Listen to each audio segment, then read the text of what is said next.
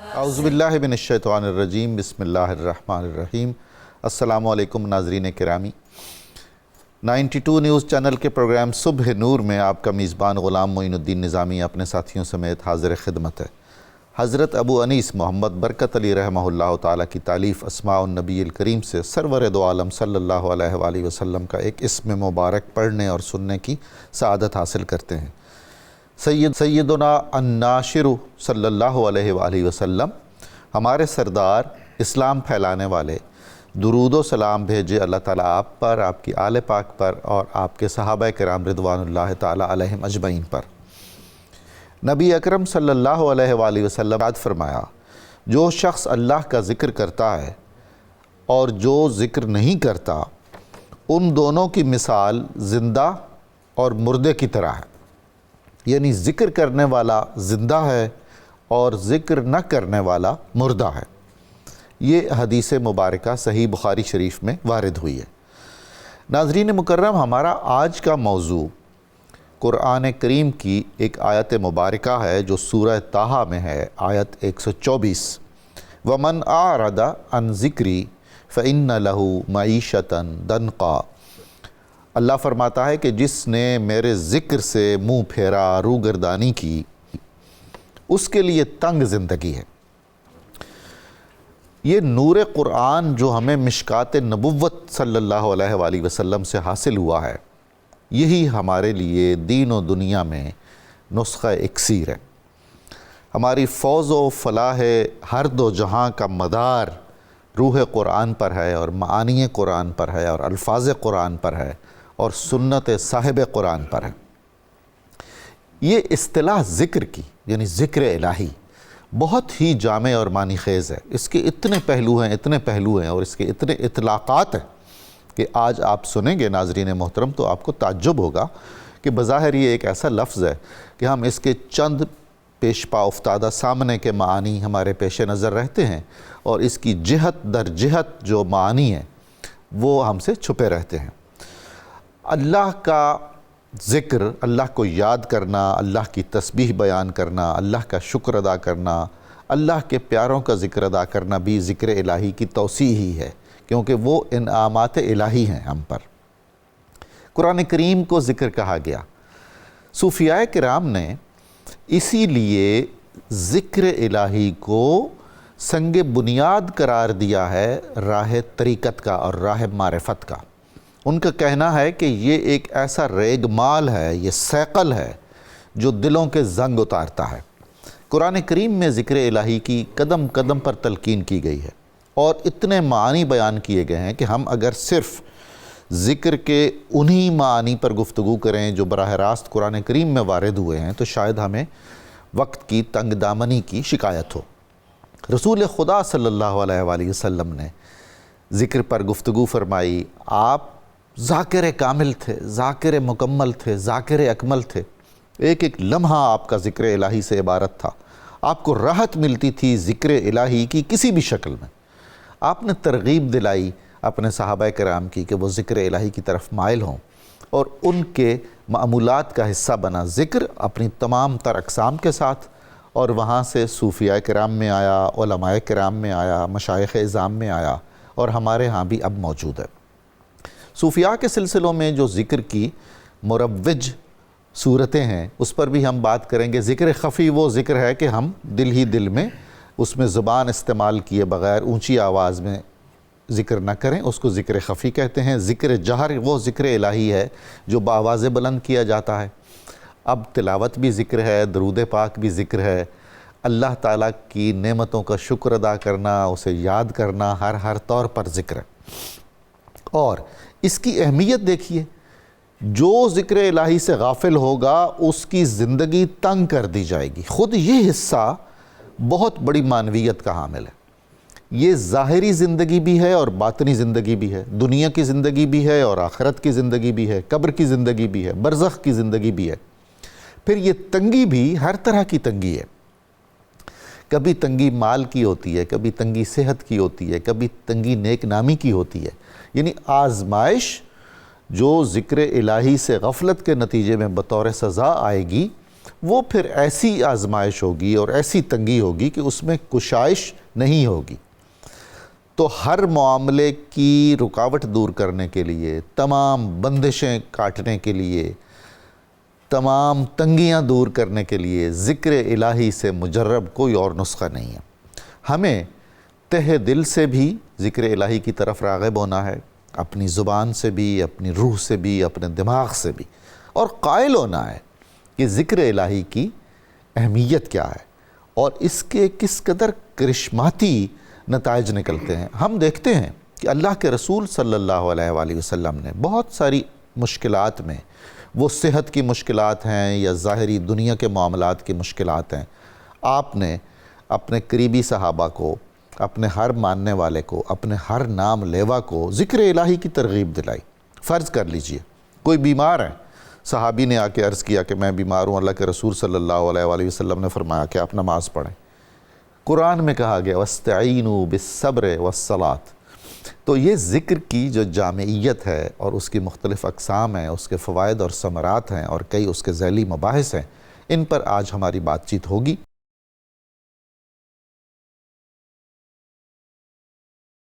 جناب علامہ بشارہ صاحب، اس آیہ مبارکہ کا مکمل متن اور ترجمہ اور شان نزول اور کچھ سیاق و سباق آپ ارشاد فرمائیے۔ اعوذ باللہ من الشیطان الرجیم، بسم اللہ الرحمن الرحیم۔ ومن اعرض عن ذکری فإن له معیشة ضنکا ونحشره یوم القیامة اعمی۔ اور جس نے میری یاد سے منہ پھیرا تو بے شک اس کے لیے تنگ زندگانی ہے اور ہم اسے قیامت کے دن اندھا اٹھائیں گے۔ اللہ اللہ۔ قرآن مجید فرقان حمید کی اس آیہ کریمہ میں اللہ تعالیٰ نے ان لوگوں کو سخت وعید سنائی ہے جو لوگ ذکر الہی سے غفلت برتتے ہیں۔ ذکر سے مراد یاد کرنا، یاد رکھنا، چرچا کرنا، خیر خواہی کرنا اور دیگر معنی میں یہ استعمال ہوا۔ اور ذکر کا جو معنی ہے، جس طرح آپ نے فرمایا کہ ایک وسیع مفہوم رکھتا ہے، جس کے اندر دعا شامل ہے، تلاوت قرآن شامل ہے، مختلف تسبیحات، درود شریف، یہ سب ذکر کے اندر شامل ہے۔ اگر ہم نیکیوں کو بھی شامل کر لیں، نیک اعمال کو، تو وہ عملی ذکر ہو جائے۔ جو اللہ تعالیٰ کی یاد کی طرف لے جائے، رب کا پتہ دے، وہ ذکر کہلائے گا۔ پھر ہم یہ بات بھی سمجھتے ہیں کہ ذکر الہی کا جب ہم لفظ بولتے ہیں تو اس سے مراد ہے اللہ کو یاد کرنا، اللہ کا چرچا کرنا، اس کے صفاتی ناموں کے ساتھ اس کو یاد کرنا یا اس کے اسم جلالت کے ساتھ اس کو یاد کرنا، یہ ذکر الہی کہلاتا ہے۔ اب قرآن مجید فرقان حمید نے جو وعید سنائی وہ معیشتاً ضنکا کا لفظ استعمال فرمایا، جس کا معنی ہے تنگ زندگانی، اور اس کے 5 اقوال مفسرین نے ذکر کیے۔ اچھا، کہ سب سے پہلے اس سے مراد ہے کہ اس شخص کی جو دنیا کی زندگی ہے وہ تنگ ہو جاتی ہے۔ دنیا کی زندگی اس طرح تنگ ہوتی ہے کہ وہ اگرچہ ایک وسعت رکھتا ہے، مالی طور پر وہ خوشحال ہے، لیکن دوسری طرف وہ ڈپریشن کا شکار رہتا ہے، پریشان رہتا ہے کہ وہ 1 کروڑ اگر آ رہا ہے تو وہ مزید 1 کروڑ کی ہوس کے اندر مبتلا ہے، اور بے برکتی ہے، بے برکتی ہے۔ اس مال کے اندر جو ہے وہ نحوست کی علامات ہیں، برکت اٹھ جاتی ہے۔ وہ اس کی بنیادی وجہ یہ ہوتی ہے کہ وہ اللہ تعالیٰ کی یاد سے غافل ہوتا ہے۔ اس کی زندگی کا سرکل یا مرکز و محور ہی وہ مال اور دولت ہے، جس کی وجہ سے وہ اتنا کچھ ہونے کے باوجود بھی پریشانی کا شکار رہتا ہے۔ اور دوسرا قول یہ بیان کیا کہ جو یاد الہی سے، ذکر الہی سے غفلت کرتا ہے، اس کی برزخی زندگی تانگ ہو جاتی ہے، قبر کی زندگی۔ اگر اس معنی کو دیکھا جائے تو پھر حضرت عبداللہ ابن عباس رضی اللہ تعالیٰ عنہ نے اس آیت کے شان نزول بیان کیا کہ اسود بن عبد العزا مخزومی جو غزوہ بدر میں سیدنا امیر حمزہ رضی اللہ تعالیٰ عنہ کے ہاتھوں سے واصل جہنم ہوا تھا، یہ آیت اس کے بارے میں نازل ہوئی کہ قبر کی زندگی کس طرح تانگ ہو جاتی ہے کہ قبر اس طرح انسان کو دباتی ہے کہ اس کی ایک طرف کی پسلیاں دوسری سمت سے باہر آ جاتی ہیں۔ آقا کریم صلی اللہ علیہ وآلہ وسلم کی زبان اقدس سے بھی اس لفظ کی تفسیر آپ نے بیان فرمائی اور فرمایا کہ اس سے مراد وہ سانپ ہیں جو کافر پر دنیا کے اندر، آخرت کے اندر، قبر کے اندر مسلط کیے جائیں گے، جو ہر وقت اسے ڈستے رہیں گے اور اس کو پھونکے مارتے رہیں گے۔ تیسرا اس کا معنی جو مفسرین نے بیان کیا وہ یہ ہے کہ اس کی آخرت کی زندگی تنگ ہو جائے گی جو یاد الہی سے غافل ہوگا۔ آخرت کے اندر یعنی جہنم کے جو عذاب کی مختلف صورتیں ہیں، اس کا سامنا सामना उनको करना पड़ेगा। इसी तरह एक माना यह बयान किया गया कि उसकी दीनी जिंदगी तंग हो जाएगी, हिदायत की राहें मसदूद हो जाएंगी, सिराते मुस्तकीम की तरफ उसको हिदायत देने वाला वो जो वसाइल हैं, वो असबाब हैं, वो कम हो जाएंगे, अखलाक रजीला व मजमूमा में गिरा रहेगा, गिबत चुगली बोतान इसके अंदर मुब्तला रहेगा, तो उसकी जो दीन की जिंदगी है वो तंग होगी। जिस तरह हजरत अब्दुल्लाह इब्न अब्बास फरमाते हैं कि बंदे को थोड़ा मिले या ज्यादा, अगर खौफ खुदा नहीं है तो उसके लिए हलाकत है, और उसकी जिंदगी तंग है सब कुछ होने के बावजूद। और पांचवा कौल यह है कि ये चारों मुराद है। जो बंदा जिक्र इलाही से गाफिल होगा उसकी दुनिया की जिंदगी भी तंग, दीन की जिंदगी, कब्र की जिंदगी, आखिरत की जिंदगी भी तंग है। ये पांचवा कौल है। अब इस सारी तफसील से ये बात समझ आई कि जो बंदा याद इलाही से गाफिल हो जाता है, अल्लाह के जिक्र की तरफ तवज्जो नहीं करता, वो दुनियावी आसाइशों को हासिल कर ले, दुनियावी सहूलतों को और बेचैन के जो आर्जी असबाब हैं उनको इख्तियार कर ले, तो ये वक्ती बहलावा तो है, वक्ती तौर पर कुछ सुकून उसे मुयस्सर आएगा, लेकिन हमेशा का सुकून और दायमी और अब्दी सुकून कैसे मिलेगा? अला बिज़िक्रिल्लाहि तत्मइन्नुल कुलूब। तो वो जो हमेशा का सुकून है वो अल्लाह ताला के जिक्र में रखा गया है। इस तंगी में ज़ाहिरी रिज़्क़ की तंगी भी मुराद ली जा सकती है? जी बिल्कुल, अच्छा। जी बिल्कुल है। वो रिज़्क़ बरकत उठ जाती है, इंसान हवस में मुब्तला रहता है, उस परेशानी के अंदर वो अपनी ज़िंदगी को, मईशत को बर्बाद कर देता है। इसके साथ हम ये देखते हैं कि ज़िक्र इलाही की अहमियत को इसी आयत की तफसीर के ज़िमन में हज़रत मुआज़ इब्न जबल रज़ी अल्लाह तआला अन्हु फरमाते हैं कि नबी अलैहिस्सलाम से सवाल हुआ, कौन सा मुजाहिद है जिसको ज़्यादा सवाब मिलता है? फरमाया वो जो जिहाद के साथ अल्लाह का जिक्र करता रहता है। अर्ज़ किया हुज़ूर नमाज के वाले से कौन सा नमाजी बेहतर है? फरमाया जो नमाज के साथ, हालांकि नमाज बजाते खुद जिक्र है, लेकिन साथ फिर ताकीद फरमाई कि जिक्र इलाही में जुबान को तर रखता है।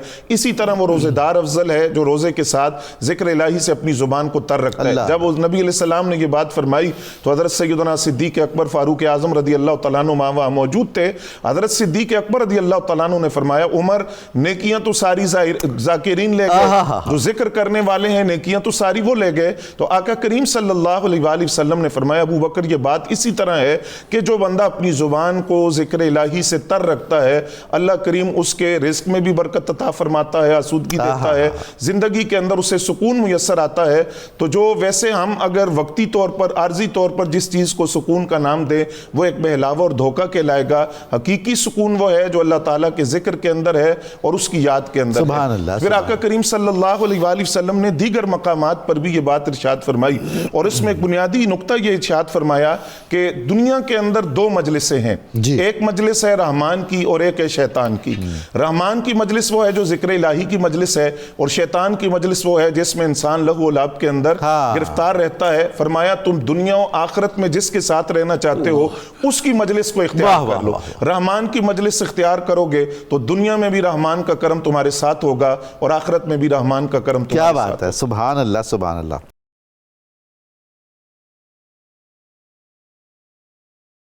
हज़रत मुफ्ती इस्माइल साहब, ज़िक्र इलाही की जो दीनी और रूहानी अहमियत है, कुरान करीम में बार बार ज़िक्र फरमाया गया, रसूल खुदा सल्लल्लाहु अलैहि वसल्लम के इरशादात हैं बहुत सारे, उन सब की रोशनी में इरशाद फरमाइए। बिस्मिल्लाहिर्रहमानिर्रहीम। मैं बहुत मशकूर हूँ किबला निज़ामी साहब आपका और 92 न्यूज़ की पूरे टीम का कि मुझे ये सआदत नसीब हो रही है कि आज सुबह नूर में अल्लाह के ज़िक्र के लिए हम सब इकट्ठे हैं। अल्हम्दुलिल्लाह, अल्हम्दुलिल्लाह सुम्मा अल्हम्दुलिल्लाह। और फिर ख़ुसूसी तौर पर जो आयत तय्यबा आपने सरेनामा के तौर पर तिलावत भी की गई, उसका तर्जुमा और मफ़हूम भी बयान किया गया, तो उसमें अल्लाह रब्बुल आलमीन ने हमें कैसे अपने ज़िक्र की तरफ मुतवज्जे फरमाया जी कि अगर तुम मुझे याद करोगे, सूरा अल-बक़रा जिसमें अल्लाह ताला ने फरमाया फ़ज़्कुरूनी अज़्कुरकुम, अगर तुम मुझे याद करोगे तो मैं तुम्हें याद। इससे बड़ा क्या इनाम हो सकता है? अल्लाह का कितना बड़ा इनाम है। जैसे आपने फरमाया कि सबसे बड़े ज़ाकिर और ज़ाकिर कामिल व अकमल नबी करीम रऊफ़ुर रहीम सल्लल्लाहु अलैहि व आलिहि वसल्लम की ज़ात वाला शान है। ला रैब। किबला बात यह है कि ज़िक्र, वो जो उरफ़ा फरमाते हैं ना, जो दम गाफिल सो दम काफिल। सुभान अल्लाह, सुभान। और ज़िक्र के मानी में से जैसे आपने पूछा भी कि क्या आमाल से भी ज़िक्र होता है, तो ज़िक्र बिल जवारिह इसी का नाम है। अच्छा, ज़िक्र बिल जवारिह यानी अपने आज़ा को अल्लाह की याद की तरफ, اور اطاعت الہی میں اطاعت الہی، ہاں اور یاد رہے یعنی اطاعت الہی اور اطاعت رسول یہ ذکر الہی کی سب سے بہترین صورت. واہ. مثال کے طور پر میں ہاتھ بڑھایا، پانی پیا، پانی پینے لگا ہوں، تو اب میرا پہلے بایاں ہاتھ بڑھا، میں نے پیچھے کر لیا، یاد آ گیا کہ میرے رسول خدا صلی اللہ علیہ وسلم نے دائیں ہاتھ سے پانی پینے کا سبحان حکم اللہ، دیا. سبحان. تو یہ بھی یاد ہے، یہ بھی ذکر ہے، اور یہ اطاعت رسول بھی ہے، بے شک. اور اطاعت رسول ہی اطاعت الہی بھی ہے. من یطع الرسول فقط اطاع اللہ. ذکر الہی کی بہت ساری صورتیں ہیں، اور جیسا کہ سورۃ طٰہٰ کی آیت طیبہ ہی آج ہمارا مضمون ہے، اور اسی سورۃ طٰہٰ میں ہی اللہ رب العالمین نے یہ ارشاد فرمایا اقم الصلاۃ لذکری، نماز کو قائم کیجئے میرے ذکر کے لیے. اب نماز کیا ہے؟ نماز میں انسان حالت قیام میں پہاڑوں کی مانند، درختوں کی مانند کھڑا ہے اور ذکر الہی کر رہا ہے. سبحان. حالت رکوع آ گیا، چوپایوں کی طرح، بے شک. اور ذکر الہی کر رہا ہے، اپنے رب کو یاد کر رہا ہے، اس کے حبیب کریم علیہ الصلاۃ والتسلیمات کی اطاعت کر رہا ہے، حتیٰ کہ سب سے زیادہ قرب الہی پانے کے لیے اپنی جبین نیاز کو زمین پہ رکھ دیتا ہے، ہاں سجدہ ریز ہو جاتا ہے، اور وہاں بھی سبحان ربی الاعلیٰ کہتا ہے، سبحان ربی الاعلیٰ کہتا ہے. تو اس سے یہ پتہ چلتا ہے کہ نماز ذکر الہی کی سب سے کامل و اکمل صورت ہے. بے شک. کہ کھڑے قیام کی حالت میں بھی، رکوع کی حالت میں بھی، سجدے کی حالت میں بھی، اور قعدہ کی صورت میں بھی ہم نے اپنے رب کو یاد کرنا ہے. اور اس لیے بزرگ فرماتے ہیں کہ 5 وقت کے نمازی نہ بنو، 24 گھنٹے کے نمازی بن جاؤ. وہ بھی فرمایا نا کہ کروٹیں بدلتے ہوئے. جی، وہاں اللہ رب العالمین نے فرمایا اپنے بندوں کی یہ علامات بیان کرتے ہوئے کہ وہ ہیں کہ ان کے پہلو جو ہیں وہ دائیں لیٹے ہوئے بائیں لیٹے ہیں، اپنے رب کو یاد کرتے ہیں، سبحان اللہ، اپنے رب کی یاد سے غافل نہیں رہتے. بلکہ سورہ مومنون کی وہ آیت طیبہ، سورۃ النور کی وہ آیت طیبہ جس میں اللہ رب العالمین نے مرد کی علامت بیان فرمائی. مرد کون ہے؟ فرمایا رجال، مرد وہ ہیں لا تلہیہم، جنہیں غافل نہیں کرتی تجارت، ان کی تجارت، ولا بیع، اور نہ خرید و فروخت، کس چیز سے؟ عن ذکر اللہ، اللہ کی یاد سے. یعنی جہاں بھی ہو، جس حال میں بھی ہو، اپنے رب کو یاد رکھتے ہیں، اپنے رب کو ہمیشہ. اور یاد کی یہ جو آپ فرما بھی رہے تھے ہتھ کارول، جی ہتھ کارول تے دل یار والا. ہاں لیکن یہ مشکل بہت ہے. سر کوئی مشکل نہیں، اچھا پریکٹس کی ضرورت ہے، اور پریکٹس اساتذہ اور مشائخ اعظام کی صحبت سے نصیب ہوتی ہے. یعنی یہ جو ہم دیکھتے ہیں کہ رمضان شریف میں عموماً لوگ کیوں، ہمارے بچے بڑے سب کیوں اس طرف ہو جاتے ہیں؟ کیونکہ ایک ماحول نصیب، ماحول ایسا ہو جاتا، صحبت نصیب ہو جاتی ہے. تو ذکر الہی نصیب ہوگا اہل اللہ کی صحبت سے، اہل اللہ کی صحبت سے، کہ بندہ اگر غافل بھی ہونے لگے تو فوراً اس طرف متوجہ ہو جاتا ہے. ڈاکٹر صاحب یہ فرمائیے کہ یہ جو ایک اصطلاح ہم سنتے ہیں قلب جاری ہونا، یہ کیا چیز ہوتی ہے؟ اس کا مطلب بھی یہی ہے. اچھا، دل یار وال، ہاتھ کار وال، دل یار وال. آپ اپنے کام بھی کرتے رہیں جو جائز ہے، اور دل سے متوجہ ہوں. اور اس کا ایک معنی یہ بھی ہے کہ میں ایک کام کرنے لگا، مجھے یاد آیا کہ نہیں، اس کام سے میرے اللہ نے، اس کے حبیب نے منع کیا ہے. تو یہ قلب کا ذکر ہے، یہ دل کی یاد ہے. تو فوراً یاد آ گیا کہ میرے رب نے مجھے یہ حکم دیا، یہ کرنا ہے یا نہیں کرنا. تو یہ بھی، یعنی جو بھی عمل کر رہے ہو، کہ میں جھوٹ بولنے لگا، مجھے فوراً یاد آ گیا اللہ اور اس کے رسول نے منع فرمایا، اللہ نے فرمایا لعنت اللہ علی الکاذبین، تو مجھے رک جانا. جی، یہ بھی ذکر ہے، بے شک، یہ بھی ذکر کی ہی صورت ہے.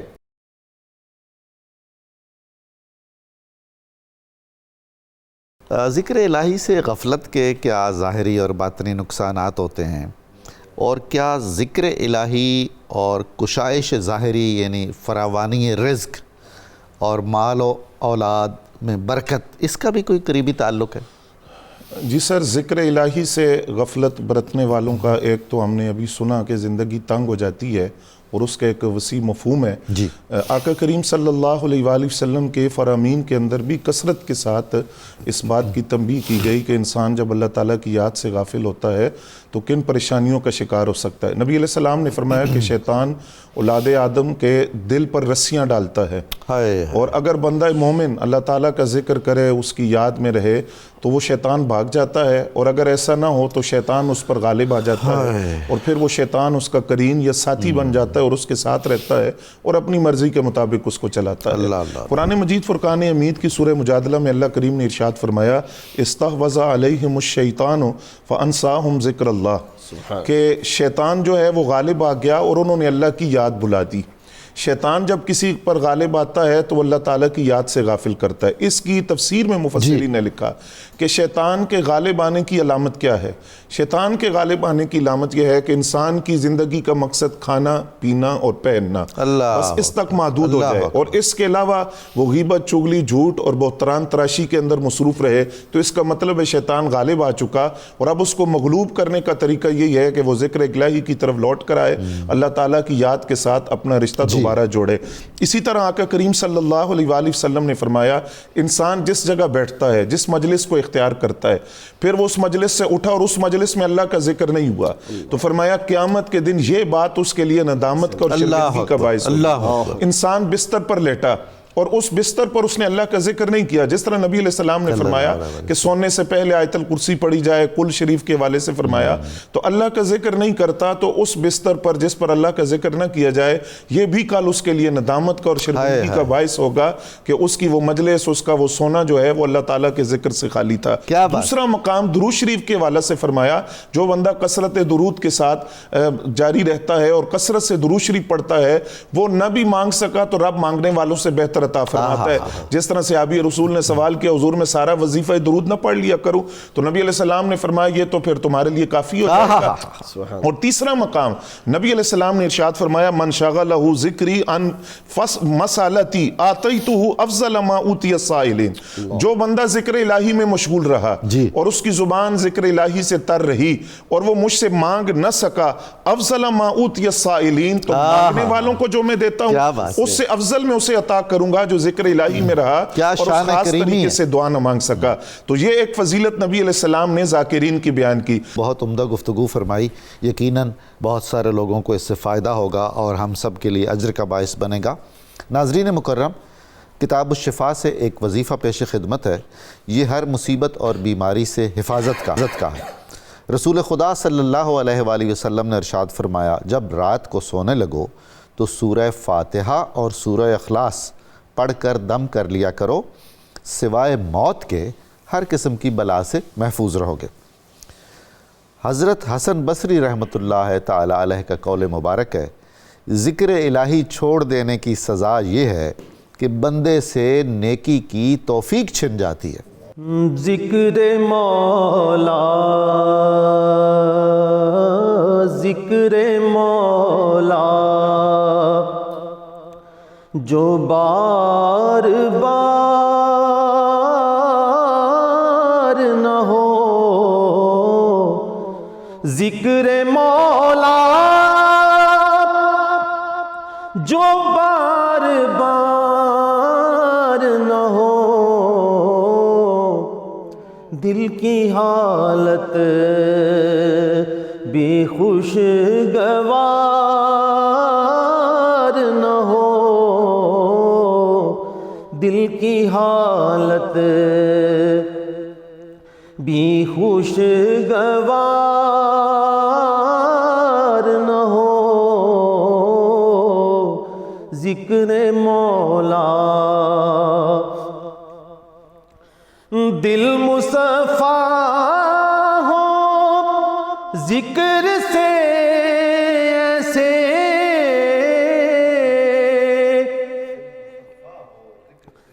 دل مصفا ہو ذکر سے ایسے، جرم کا پھر کہیں غبار نہ ہو، جرم کا پھر کہیں غبار نہ ہو، ذکر مولا جو بار بار